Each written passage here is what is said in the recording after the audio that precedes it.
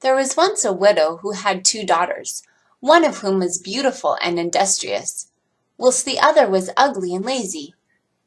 This mother was much fonder of the ugly and lazy one.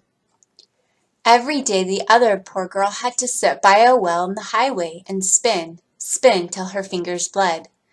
Now it happened one day that the shuttle was stained with her blood. She dipped it in the well to wash the stains off, and it dropped out of her hand and fell to the bottom. She began to weep and ran to the woman and told her of the mishap.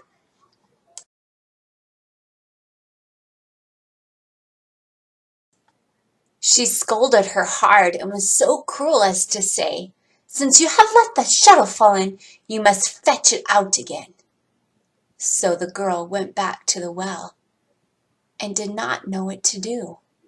Then, in the anguish of her heart, she jumped into the well to get the shuttle. She lost her senses, but when she awoke and came to herself, she was in a lovely meadow where the sun was shining and thousands of flowers were growing. Along this meadow she went, and at length came to a baker's oven full of bread, and the bread cried, take me out, or I'll burn." So she went up to it and with the bread shovel took out all the loaves, one after the other. After that she went on until she came to a tree covered with apples, and it called out to her, Shake me, my apples are ripe." So she shook the tree till the apples fell like rain, and went on shaking until they were all down, and then she left the sweet apple tree.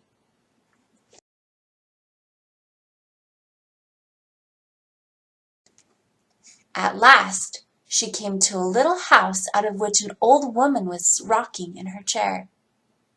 She had such large teeth that the girl was frightened and was about to run away. But the old woman called out to her, "What are you afraid of, my child? Stay with me. If you will do the work in my house carefully, you shall be the better for it." As the old woman spoke so kindly to her, the girl took heart and willingly entered her service.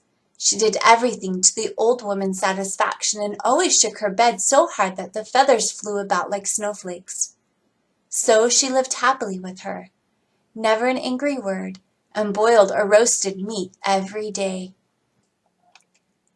She stayed some time with Mother Holle. Then she grew sad. At first she did not know what was the matter with her, but by and by she found that it was homesickness. Although she was many thousand times better off here than at home, still she had a longing to be there. At last she said to the old woman, "I'm longing for home. I can't stay here any longer. I must go up to my family." Mother Holle said, "I am pleased that you long for your home again. You have served me so faithfully that I myself will take you up again." Thereupon she took her by the hand and led her to a large door.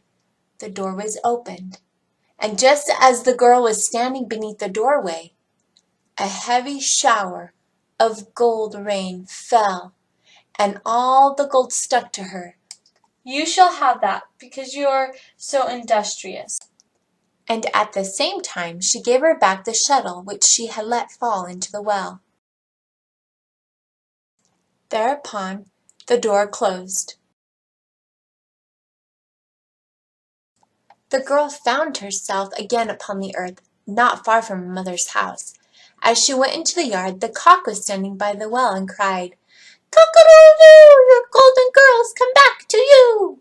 So she went to her mother, and as she was thus covered with gold, she was welcomed by her very warmly. The girl told all that had happened to her. As soon as the mother heard how she had come by such great riches, she was anxious for the same good fortune to befall her ugly and lazy daughter.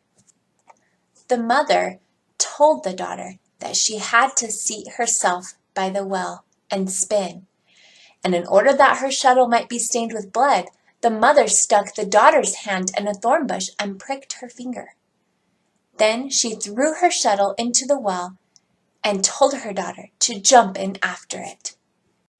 She came like the other to the beautiful meadow, and walked along the very same path. When she got to the oven, the bread cried again, Take me out, or I'll burn. but the lazy thing answered, as if I want to spoil myself. And she went on. Soon she came to the apple tree, which cried, Shake me, my apples are ripe. but she answered, I like that. One of you might fall on my head, and on she went. When she came to Mother Holle's house, she was not afraid, for she had already heard about her big teeth. She hired herself out immediately.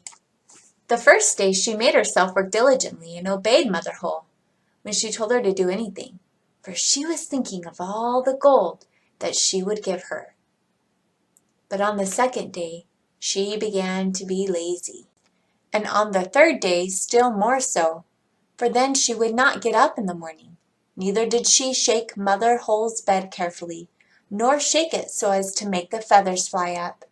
Mother Holle was soon tired of this, and gave her notice to leave. The lazy girl was willing to go, and thought that now the gold rain would come. Mother Holle led her to the great doorway, but while she was standing under it, instead of gold, a big kettleful of pitch was emptied over her. That is your reward for your service, said Mother Holle, and the door shut. So the lazy girl went home. She was covered with pitch, and the cock by the well, as soon as he saw her, cried out, Cock-a-doodle-doo, your pitchy girls come back to you. But the pitch stuck fast to her, and could not be got off so long as she lived.